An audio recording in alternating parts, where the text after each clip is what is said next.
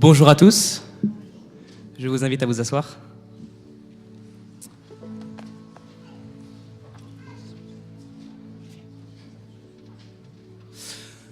Comment allez-vous en ce sabbat matin? Vous allez tous bien? Moi de même. Alors, vous avez l'honneur et la joie, vous tous, amis, visiteurs, internautes et habitués, à recevoir la bienvenue de tous les jeunes adventistes de Strasbourg. Bienvenue à vous. Que vous soyez ici comme chez vous, n'ayez pas peur d'exprimer vos sentiments. De même que sentez-vous libre d'agir comme vous voulez. Aujourd'hui, c'est votre journée, c'est votre matinée. Et de même, n'ayez pas peur de répondre aux futures questions qui vous seront posées. Je vous invite à prendre votre Bible et je vais lire dans Joël, chapitre 3, versets 9 à 11.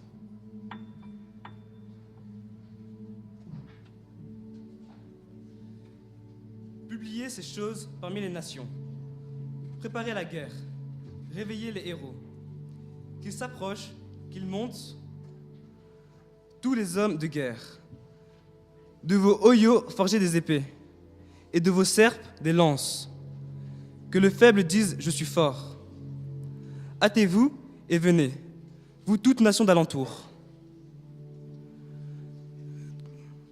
Et rassemblez-vous, là, ô Éternel, fais descendre tes héros.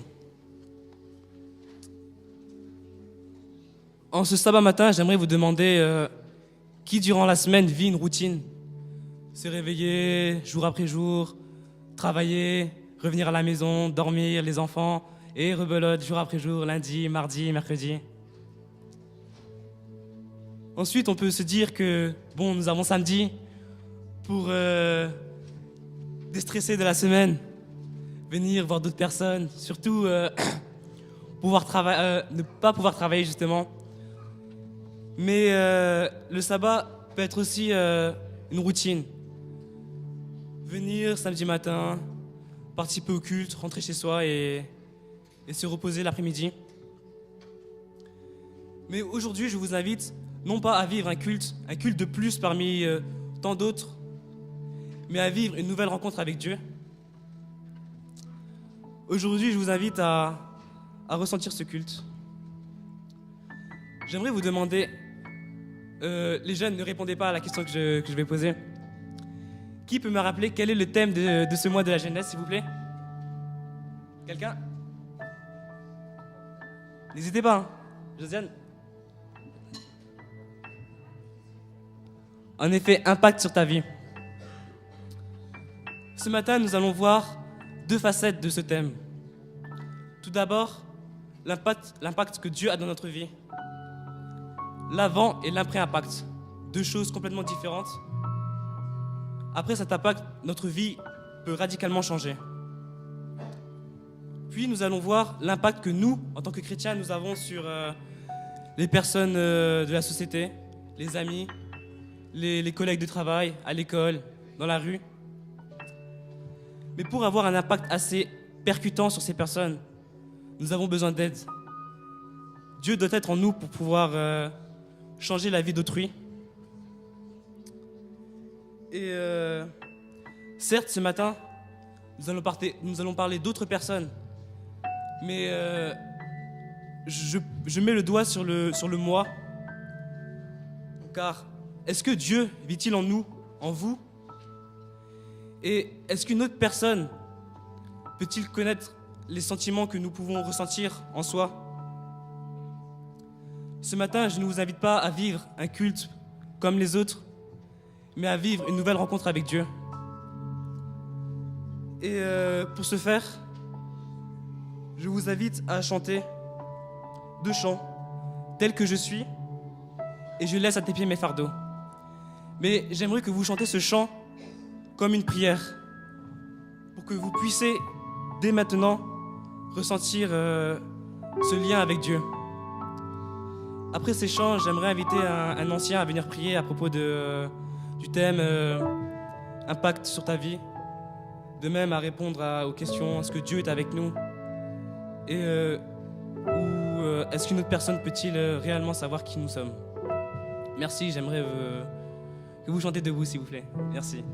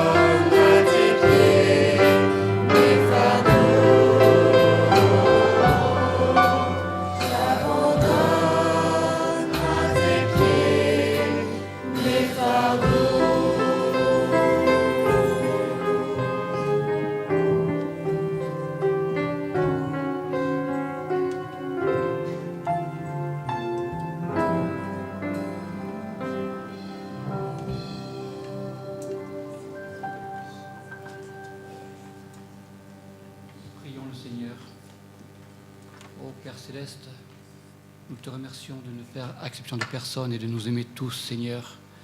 Nous te remercions, Seigneur, d'impacter nos vies. Nous te remercions de nous tirer vers le haut et non pas comme Satan nous tirer vers le bas, Seigneur. Merci de nous aider à gravir des sommets. Merci de nous aider à te ressembler jour après jour, Seigneur, afin que lorsque tu viendras nous chercher, nous puissions être aptes à passer l'éternité avec toi. Merci, Seigneur, de ton amour. Malgré tout, Seigneur, nous te demandons pardon pour nos fautes, pour nos péchés, nos iniquités. nos manquements, Seigneur. Mais nous savons que malgré cela, tu nous aimes. En dépit de cela, Seigneur, et merci. Et Père Céleste, que nous puissions aimer aussi notre prochain comme toi tu nous aimes, sans regarder les défauts, mais que nous puissions aussi tirer notre prochain vers le haut, Seigneur, que nous puissions être un exemple, que nous puissions lui montrer la voie de l'éternité. Et Seigneur, nous demandons cela en toute humilité, remplis nos vies, au nom de Jésus. Amen.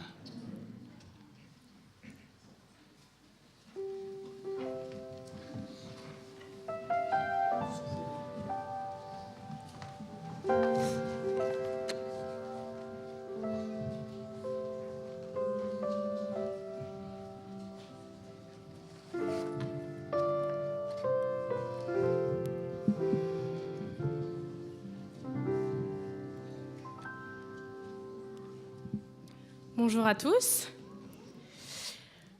Franchement, c'est très impressionnant d'être devant vous comme ça ce matin. C'est pas une toute petite lecture, ça va être la méditation, le gros moment où c'est tout long. Donc, je vais, avec mes mots, vous parler du thème de la jeunesse, qui est impact sur ta vie. Et si je vous dis le mot impact, à quoi ça vous fait penser ? Oui, un choc. D'autres réponses ? Un contact, très bien. Alors, lorsqu'il y a un impact, c'est qu'il y a généralement rencontre d'un projectile avec un autre, qu'il soit volontaire ou non. Il y a un contact, comme il y a une réponse, un choc, plus ou moins violent, qui cause un bouleversement. L'impact peut être l'endroit où a frappé un projectile. L'impact est aussi la marque, l'empreinte laissée à l'endroit où il y a eu le contact. Quelqu'un a déjà vu la chute d'une météorite ? Non ? Alors, regardons ces quelques images. La météorite descend à une grande vitesse et lorsqu'elle touche la surface de la Terre, les roches terrestres subissent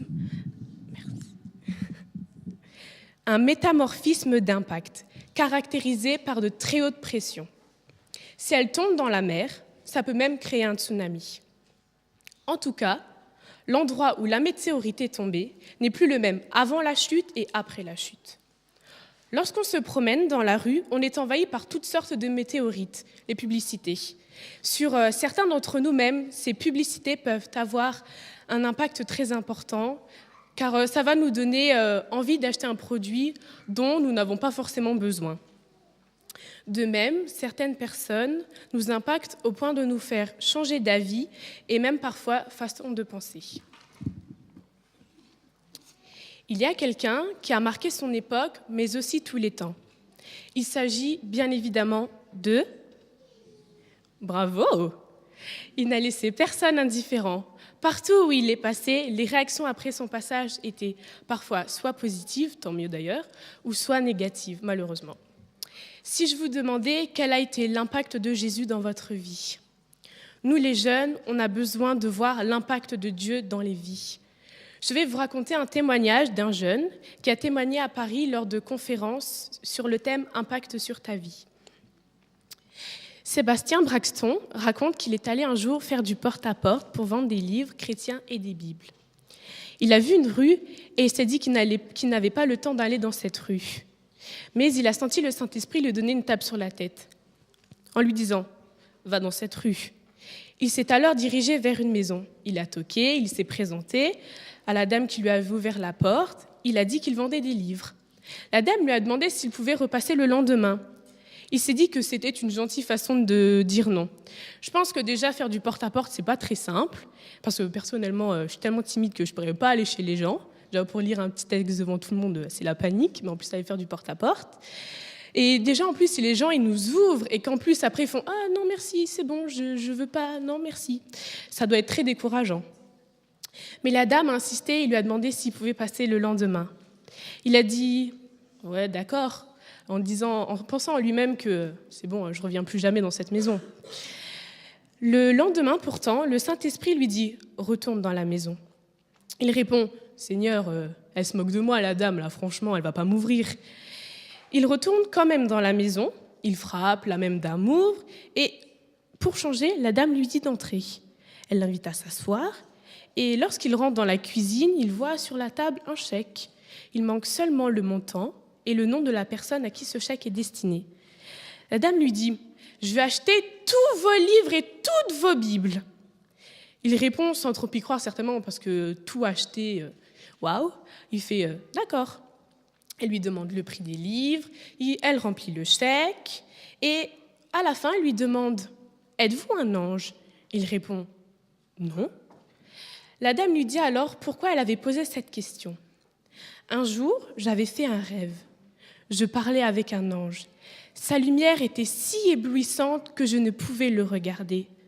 Quand je me suis réveillée, il y avait dans ma chambre une odeur particulière et agréable que j'ai essayé de retrouver. J'ai senti mes sachets de tisane, la lessive, les parfums de la maison, rien à faire. Par contre, j'ai retrouvé cette odeur quand vous êtes arrivé dans ma maison hier. Elle a pensé que si celui qui s'était présenté hier à sa maison était un ange, il repasserait le lendemain.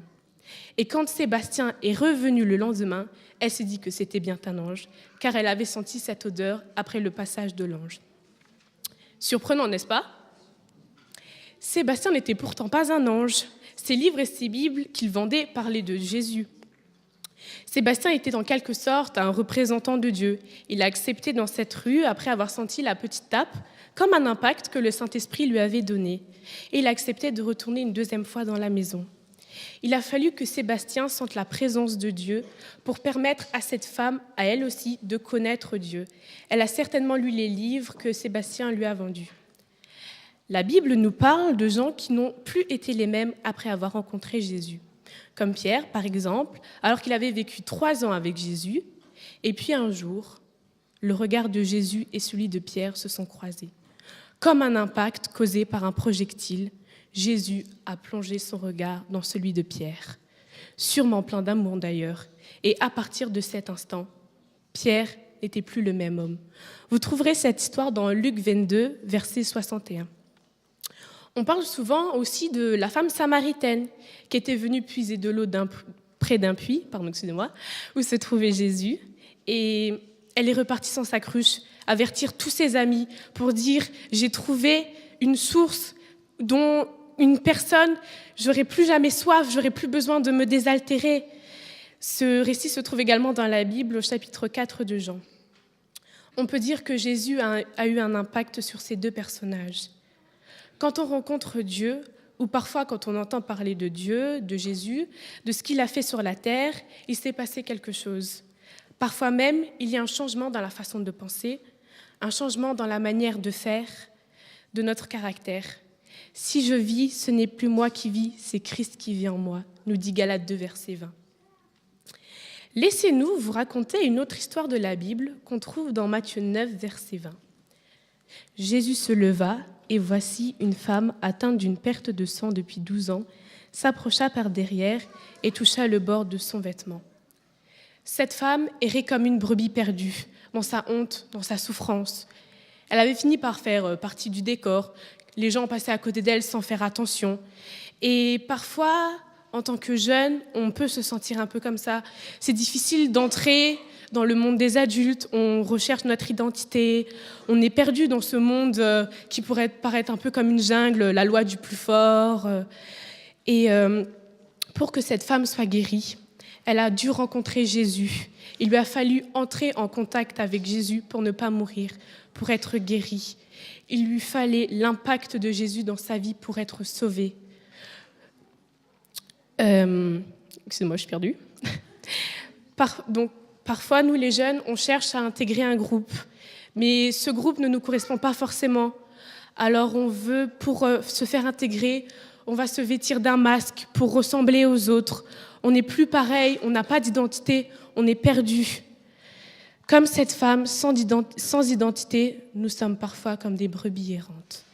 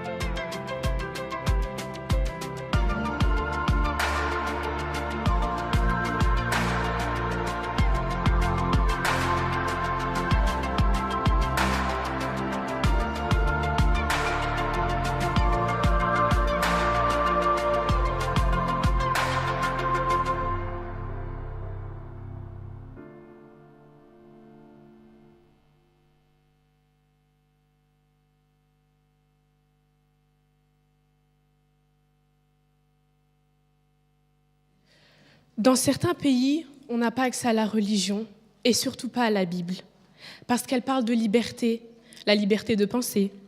La Bible nous fait penser et agir autrement. Dans la Bible, il n'y a pas de place pour la dictature, pour l'esclavagisme, le racisme. On sent déjà une différence quand on la lit. Entendre parler de Jésus ou rencontrer des gens qui croient en Jésus provoque déjà un changement dans notre vie. Ça apporte de l'espoir. Quand on va à des camps ou à des rencontres de jeunes, on entend parler de Jésus. On est touché par le message, n'est-ce pas les jeunes ? Ah, c'est bien, c'est bien.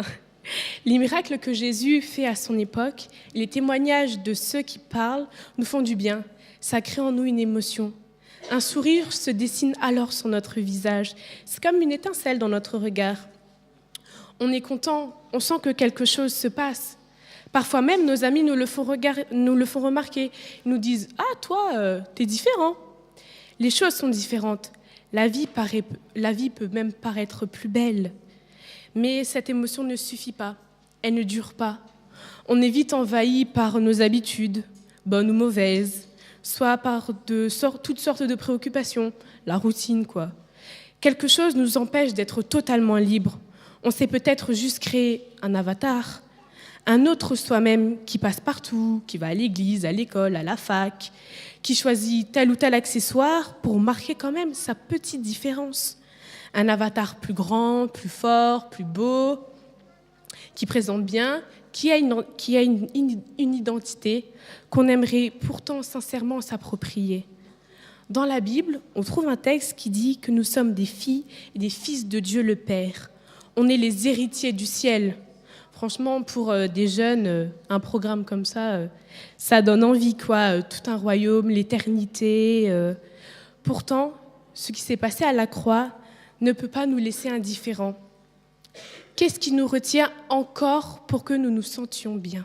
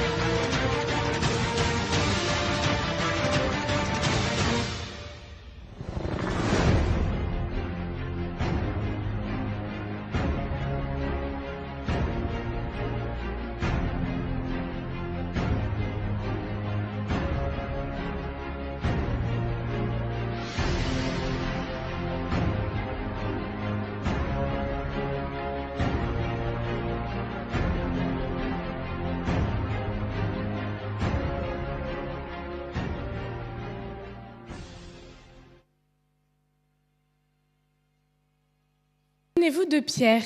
Pendant 3 ans, il a vécu avec Jésus. Il l'a suivi, il l'a vu faire des miracles, comme nourrir toute une foule avec seulement quelques poissons et quelques pains. Qu'est-ce qui lui a manqué pour que sa vie soit réellement bouleversée?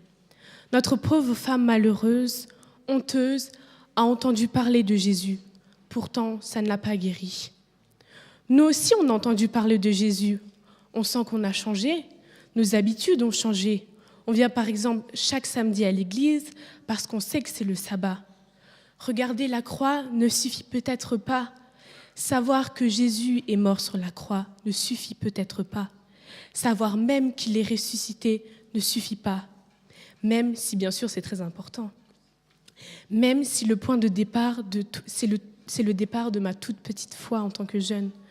Dans la Bible, c'est écrit qu'il nous habillera d'un vêtement blanc, sans tache, sans défaut. Il fera tomber les masques. Il me manque ce qui a manqué à Pierre, ce qui a manqué à cette femme pour être libre, guérie, sauvée et vivre tout le temps en paix. Il nous manque de rencontrer personnellement Jésus. Il nous manque l'empreinte, l'impact de Jésus dans notre vie.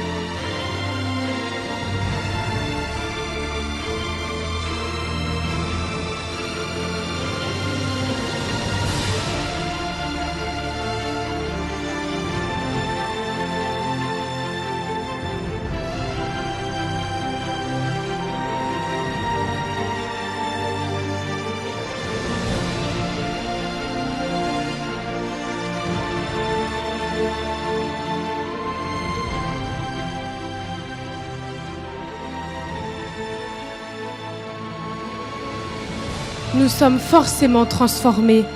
Je veux croire qu'une vie avec Dieu est une vie de merveille. Et si, nous aussi, en tant que jeunes, on allait faire de toutes les nations, de tous les jeunes, de tous ceux qui sont présents, des disciples. Amen.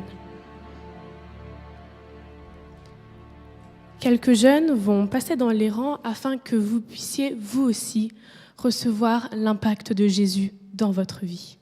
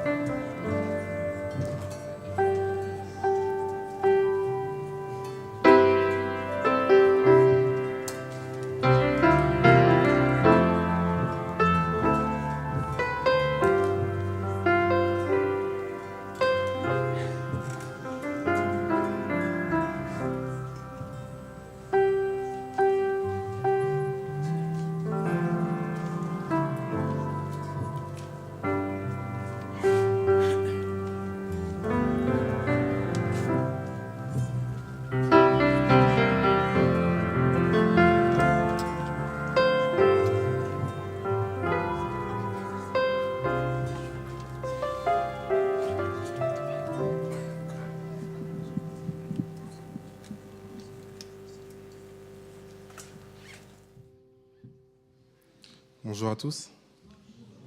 Je vais voir si vous suivez. Après avoir vu l'impact de Jésus dans nos vies, qu'est-ce qu'on va voir aujourd'hui, maintenant? L'impact que nous avons autour de nous. Et je vais vous poser une question.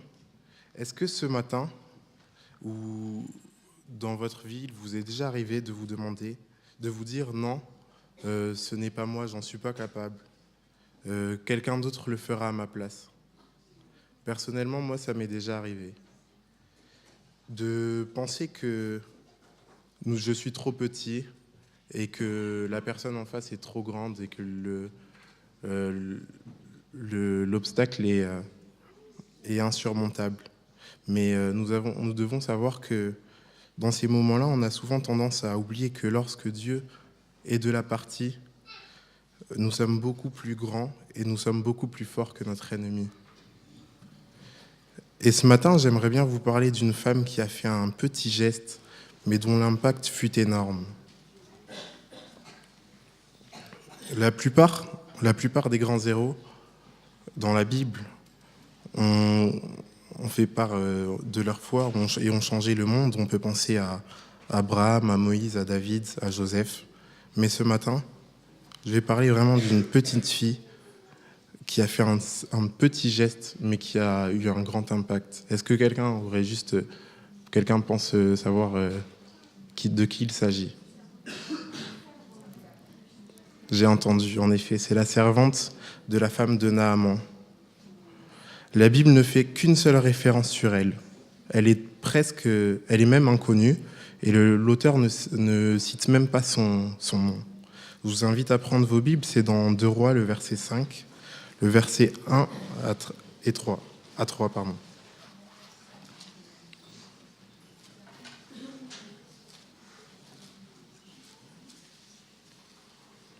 Le chef de l'armée du roi de Syrie s'appelle Naaman. C'est quelqu'un d'important pour son maître le roi, qui est très bon pour lui en effet. En effet, c'est par lui que le Seigneur a donné la victoire aux Syriens, mais ce combattant courageux est lépreux. Or, des bandes de Syriens qui sont entrés dans Israël ont fait prisonnière une petite fille. Celle-ci est devenue la servante de la femme de Naaman. Un jour, la petite fille dit à sa maîtresse : « Ah, si mon maître pouvait aller voir le prophète qui est à Samarie, il le guérirait de sa lèpre. » Essayons juste un petit peu de contextualiser. C'est une petite fille esclave appartenant à Naaman. Naaman, lui, est un homme très important pour le roi, combattant exemplaire, courageux, mais lépreux. Mais vous imaginez bien que pour avoir un certain statut et avoir autant d'influence, il avait vraiment des capacités énormes pour compenser sa maladie. Et voyant que son maître combattait la lèpre, elle voulait l'aider, mais se sentait impuissante devant sa maladie. Mais tout d'un coup, elle eut une idée. Mais est-ce que Naaman accepterait-il ma proposition ? Elle était hésitante. Du coup, elle va voir sa femme, et lui dit qu'il y a un homme qui s'appelle Élie qui pourrait le guérir. C'est un vrai homme de Dieu et que Naaman pourrait le rencontrer. C'est un petit geste, mais remarquable pour 3 raisons. Lesquelles ? Elle a agi même si elle était petite. Combien de fois nous diminuons ce que nous pouvons faire parce que nous pensons que nous ne sommes pas assez grands ou pas assez dignes de faire un impact autour de nous. Considérons encore la situation de cette jeune fille. C'est une esclave, le plus bas niveau social. Elle est étrangère, une juive vivante en Syrie, et c'est une femme. C'est dans une société souvent dominée par les hommes, et en plus de ça, elle est jeune. Pourquoi un grand leader comme Naaman l'écouterait-il ? Elle n'avait rien en sa faveur, aucune position, aucune influence, rien sauf sa foi. Mais c'est là le plus important. C'est juste ça dont elle avait besoin. Est-ce que vous avez déjà eu l'impression que, voilà, quoi que je fasse, ça ne changera rien, ou peu importe ce que je fais, ou peu importe ce que je dis, personne ne le remarquera. Mais il faut savoir que si on a la foi dans le Dieu de l'impossible, on a tout ce qu'il faut pour faire un gros impact autour de nous. La deuxième raison, c'est qu'elle a agi même si elle pensait que sa proposition ne semblait pas grand-chose. Naaman, étant dans le palais du roi, devait bénéficier des meilleurs soins possibles. Mais jusqu'à là, aucun traitement n'a pu le guérir. Elle a juste eu cette idée, cette simple idée de dire à la femme de Naaman : « Je connais Élie, un homme de Dieu, qui pourra aller le guérir. » Le troisième et dernier point, c'est qu'elle a agi même si le défi était grand. Imaginez, elle a pris un grand risque en allant proposer cette situation, ce deal. Et si ça ne marchait pas ? Et s'il y a une chose qu'il faut retenir dans cette situation, c'est que nous devons faire ce que nous avons à faire et Dieu fera ce qu'il a à faire. On voit au verset 14 et 15 Pardon. Alors Naaman descend dans le Jourdain, il plonge 7 fois dans l'eau, comme Élisée l'a commandé. Sa peau est de nouveau comme celle d'un petit enfant, et il devient pur. Naaman retourne chez l'homme de Dieu avec tous ceux qui sont avec lui. Il se tient devant lui et dit : « Maintenant, je sais sur toute la terre, il n'y a aucun Dieu, sinon celui d'Israël. » On remarque que Dieu a guéri cette femme, Dieu a guéri Naaman suite à son obéissance, mais tout a commencé quand la jeune fille a proposé à la femme de Naaman d'aller voir Élisée. Retenez, une petite personne ayant fait une petite proposition fait la grosse différence dans la vie d'une personne. Petit geste, gros impact.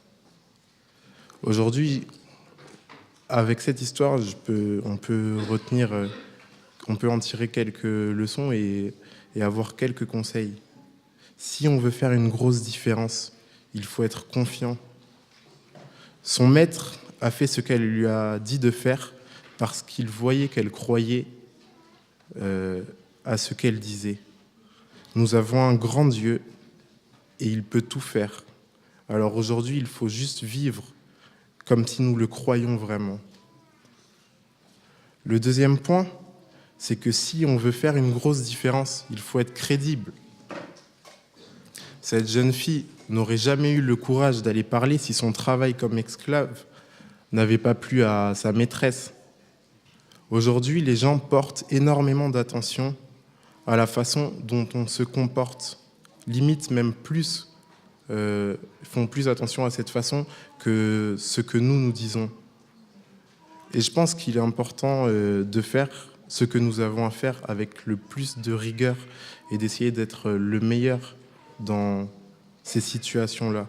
Car notre attitude, notre comportement, notre manière de parler, notre manière de faire les choses feront en sorte que lorsque nous parlons, les gens ouvriront l'oreille et écouteront. Si on veut faire une grosse différence, il faut répondre aux besoins des gens.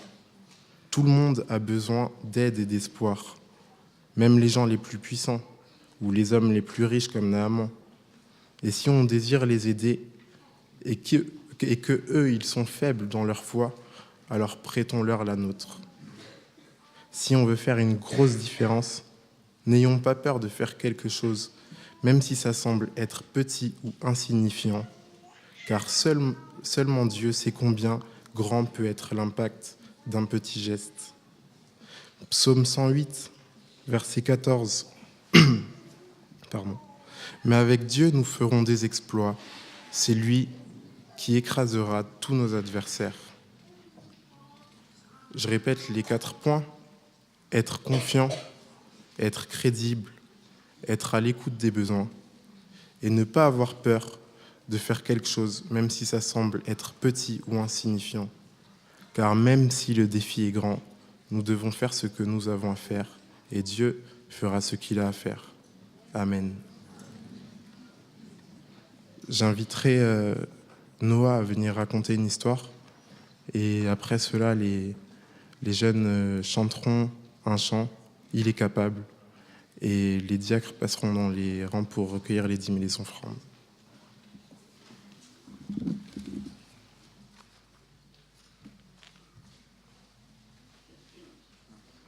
Micro, s'il vous plaît.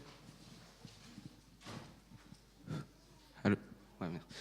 Alors, je vais raconter une histoire pour les enfants, donc s'ils veulent bien descendre et venir à côté de moi. Les enfants, allez, vous avez peur de moi ?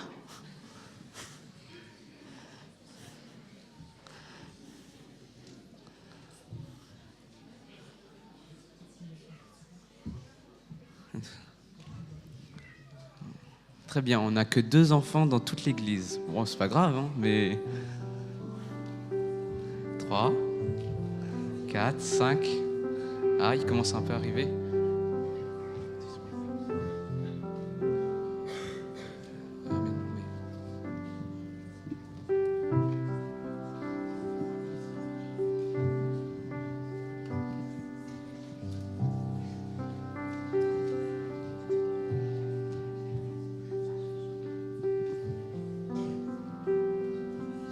Tous les enfants? C'est bon? Alors, les enfants, vous allez bien?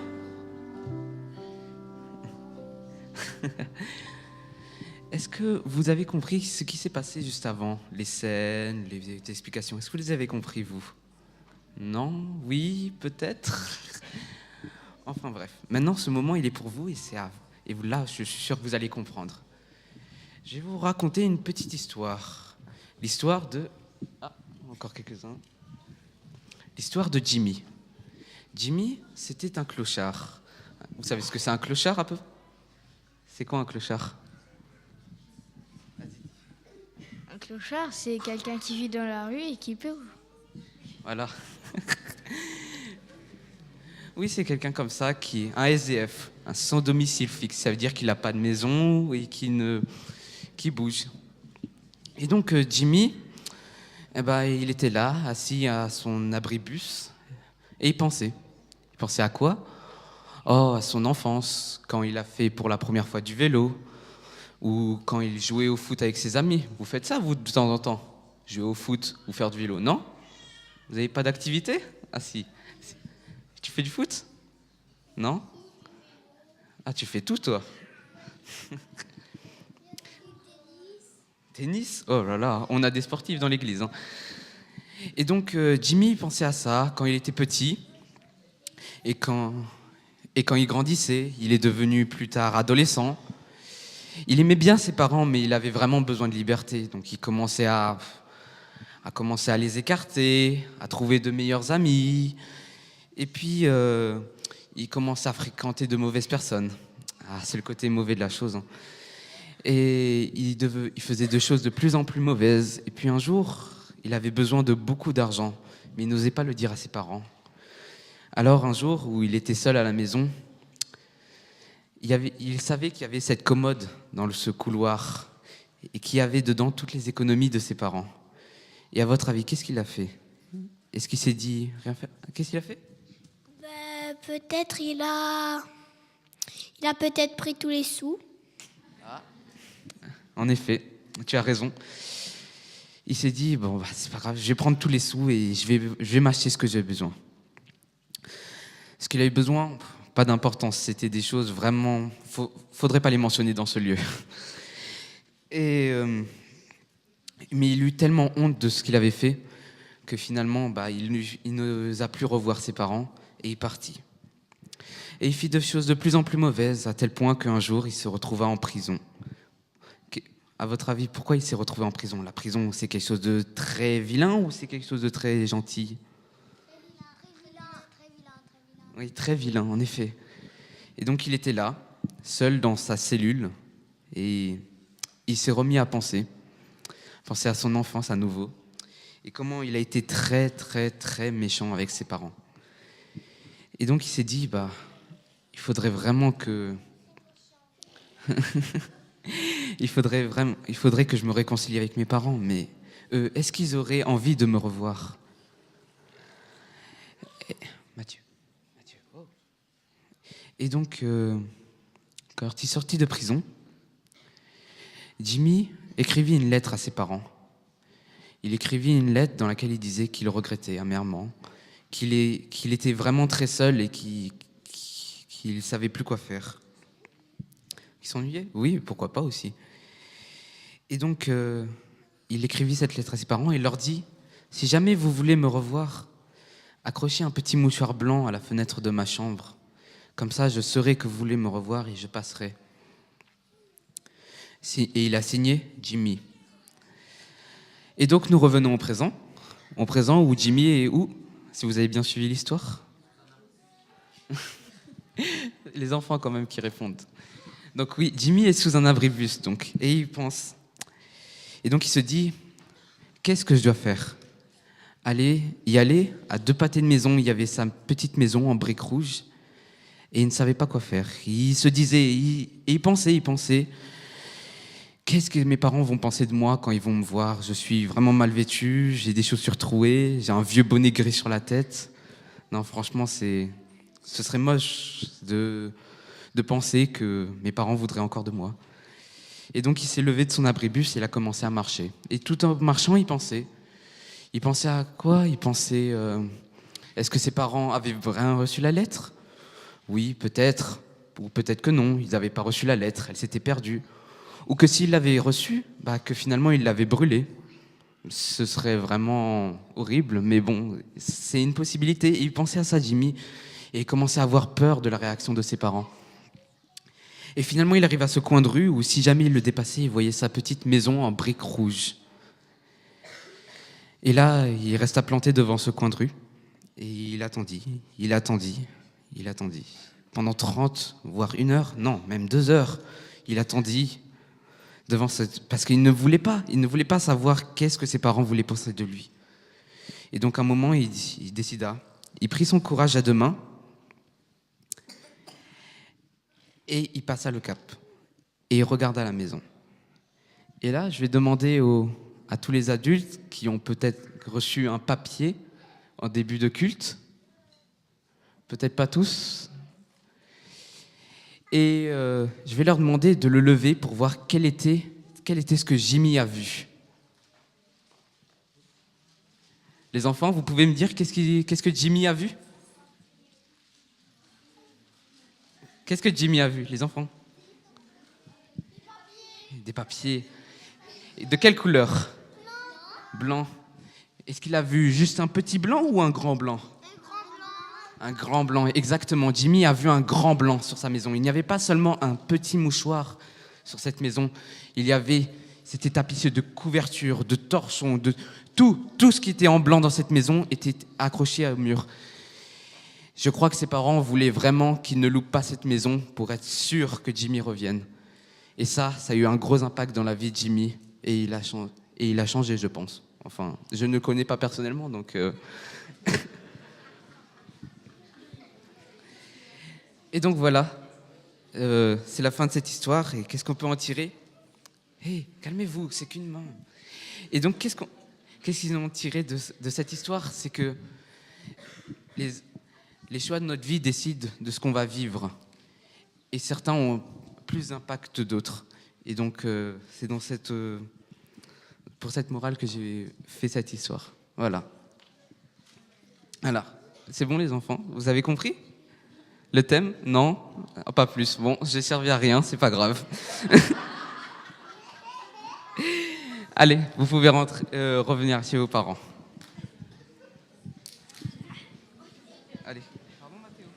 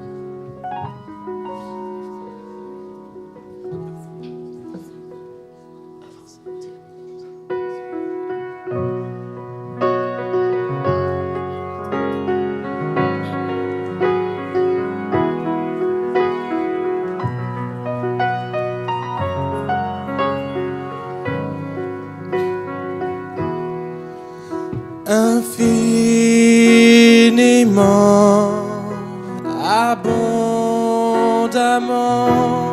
bien au-delà de tout ce que tu demandes au travers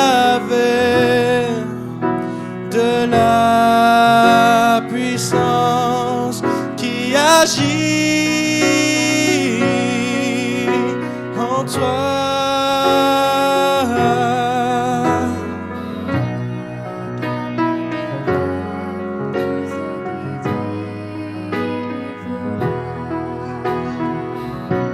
Il accomplira toutes ses promesses envers toi. Garde ta foi en Dieu pas, il fera.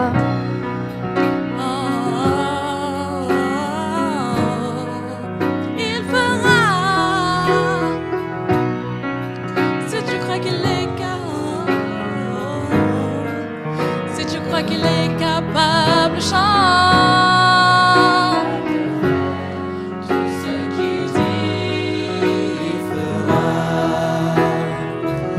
il accomplira toutes ses promesses envers toi.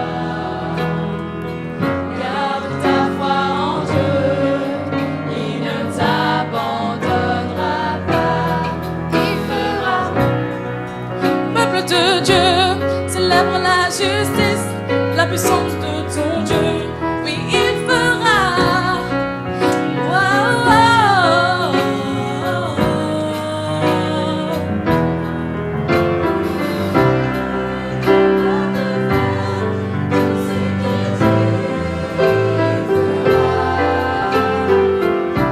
Il accomplira toutes ses promesses envers toi. Garde ta foi en Dieu, il ne t'abandonnera pas. Il fera.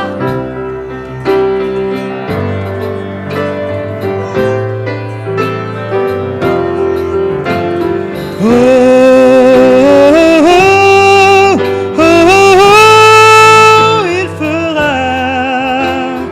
Oh, oh, oh,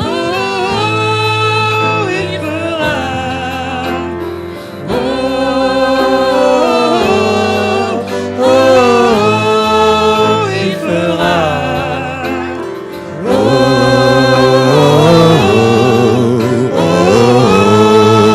il fera, il fera. Dieu est capable de faire tout ce qu'il dit. Il fera, il accomplira toutes ses promesses envers toi. Garde ta foi en Dieu, il ne t'abandonnera pas. Il fera.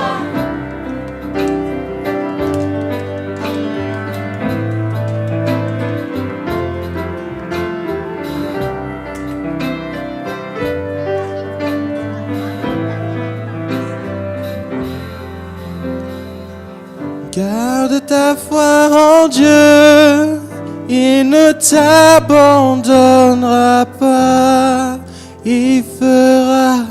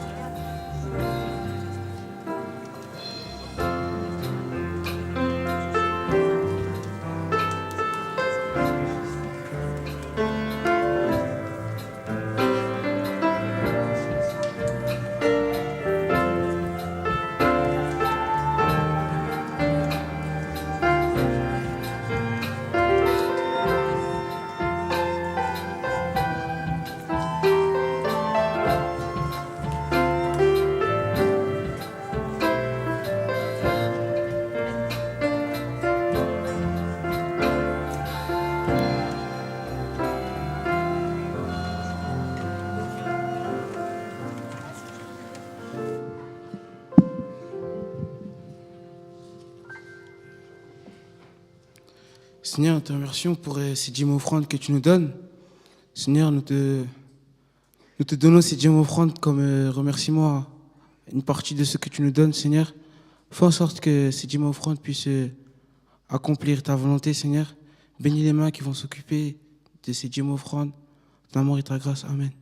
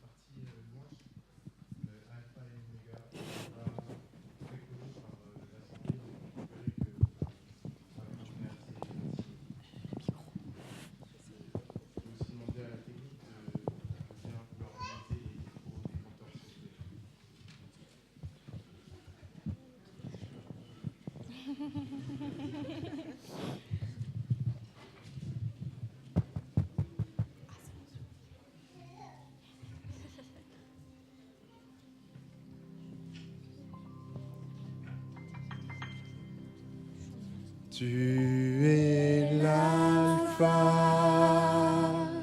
et l'oméga. Nous t'adorons, Seigneur. Tu es digne de louange. Tu es l'alpha. Tu es l'alpha et l'oméga. Nous t'adorons, Seigneur. Tu es digne de louange. Nous te rendons, Seigneur. Nous te rendons toute la gloire. Nous t'adorons, Seigneur. Tu es digne de louange. Nous te rendons. Nous te rendons toute la gloire. Nous t'adorons, Seigneur. Tu es digne de louange. Tu es l'alpha et l'oméga. Nous t'adorons, Seigneur. Tu es digne de louange. Nous te rendons. Nous te rendons toute la gloire. Nous t'adorons, Seigneur. Tu es digne de louange. J'aimerais bien vous poser juste une question ce matin. Est-ce que quelqu'un d'entre vous ici regrette sa rencontre avec Dieu? J'entends rien. Est-ce que quelqu'un aujourd'hui regrette sa rencontre avec le Seigneur? On vit dans un monde où on partage toutes choses. On partage des chansons, des connexions. On partage énormément de choses. Mais pourquoi ne pas vouloir partager ce cadeau que Dieu nous a fait? Car Dieu a tant aimé le monde qu'il a donné son Fils unique, afin que quiconque croit en lui ne périsse point, mais qu'il ait la vie éternelle.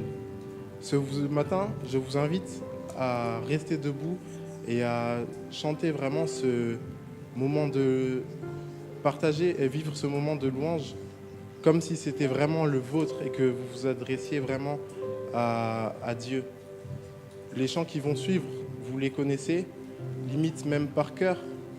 Ne chantons pas juste pour chanter, prenons conscience de ce que nous disons et faites-le vraiment pour vous. Ne regardez pas votre voisin. S'il chante faux, c'est pas grave. Chantez-vous, sentez-vous libre de louer le Seigneur. Au-dessus.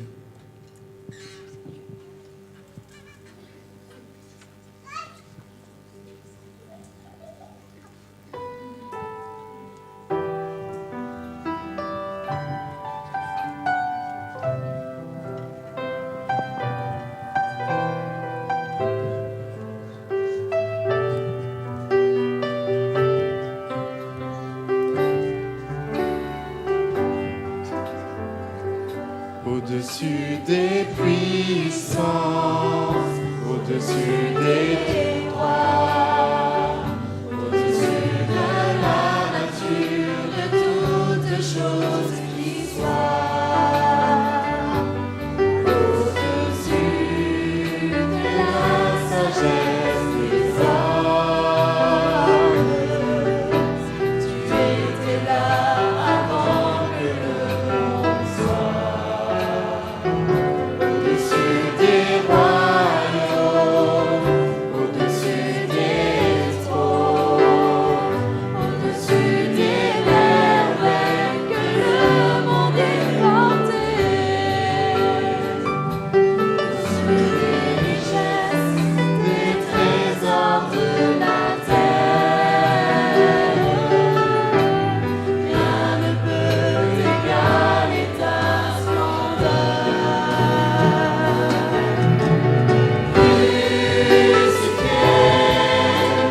Touché au tombeau,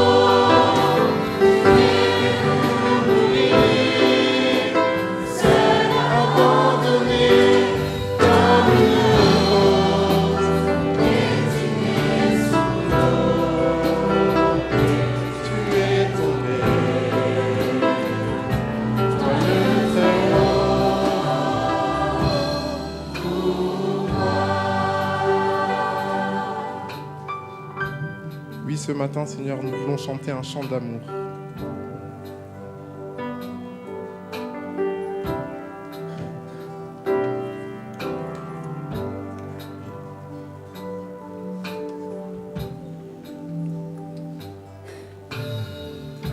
Je veux chanter un chant d'amour pour mon Sauveur, pour toi Jésus. Merci pour ce que tu as fait. Tu es si précieux, Jésus mon Sauveur. Je suis heureux, tu m'as donné ton nom. Je ne veux pas être ailleurs que dans tes bras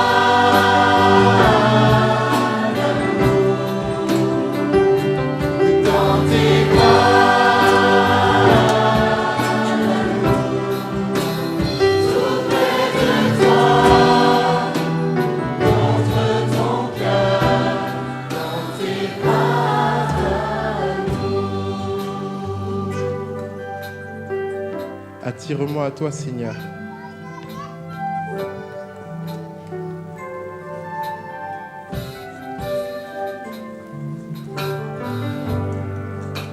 Attire-moi à toi.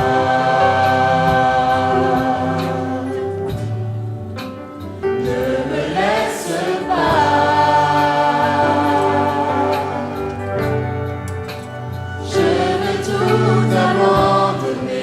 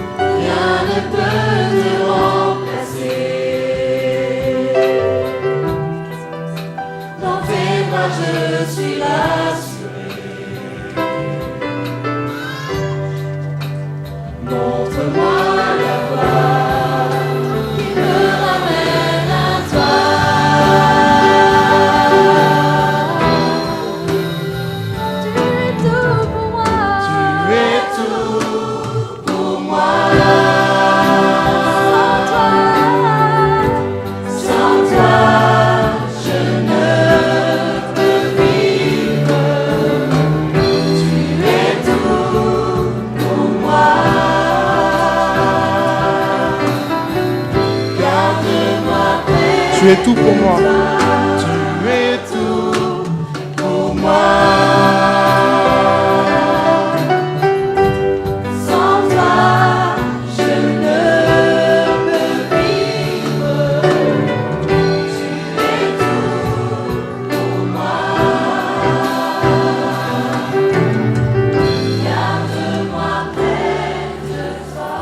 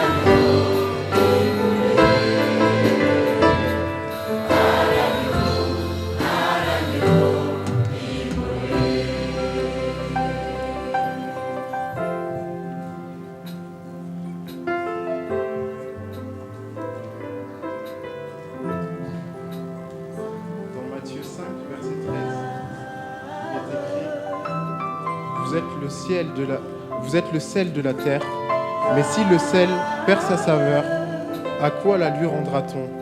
Il ne sert plus qu'à être jeté dehors et foulé aux pieds par les hommes. Le sel sert à rehausser le goût, mais aussi à protéger de ce qui est bon de la corruption. Sachez qu'il y a des silences qui sont tout aussi coupables que des actions. Dans Ézéchiel 33, verset 11, il est écrit: Dis-leur, je suis vivant, dit le Seigneur l'Éternel. Ce que je désire, ce n'est pas que le méchant meure, c'est qu'il change de conduite et qu'il vive. Revenez, revenez de votre mauvaise voie. Et pourquoi mourriez-vous, maison d'Israël? Dans Proverbe 31, versets 8 et 9, il est écrit: Ouvre ta bouche pour le muet, pour la cause de tous les délaissés. Ouvre ta bouche, juge avec justice et défends le malheureux et l'indigent.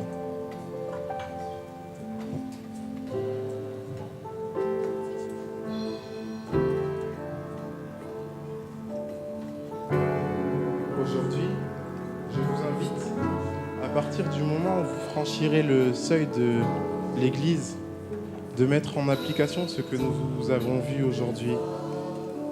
Sortons, annonçons ce que Dieu a fait pour nous, afin que nous puissions toucher un maximum de cœurs et d'amener plein de cœurs vers Dieu. Dites-le fort. José, dis-le fort. Kevin, dis-le fort. Église adventiste du 7e jour de Strasbourg, dis-le fort.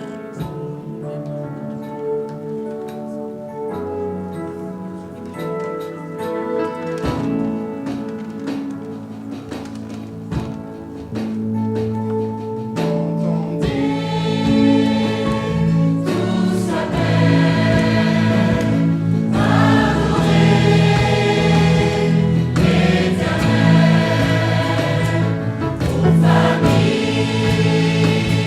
de la terre.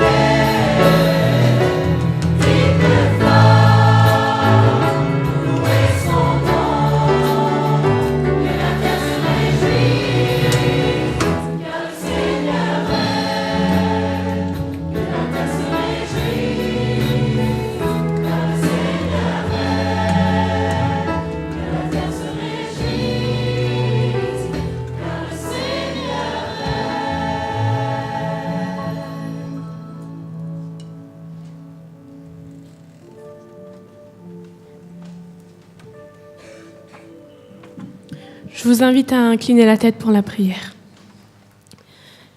Merci Seigneur pour ce moment de culte que nous avons eu tous ensemble. Merci pour toutes les personnes de tous les âges. Merci pour ces moments qu'on veut passer ensemble. Merci de nous avoir tous réunis dans ta maison. Et aide-nous à voir l'impact que tu as dans notre vie. Aide-nous aussi à mettre un impact dans les autres, dans les personnes qui nous entourent. Garde-nous durant le reste de cette journée. Au nom de Jésus. Amen.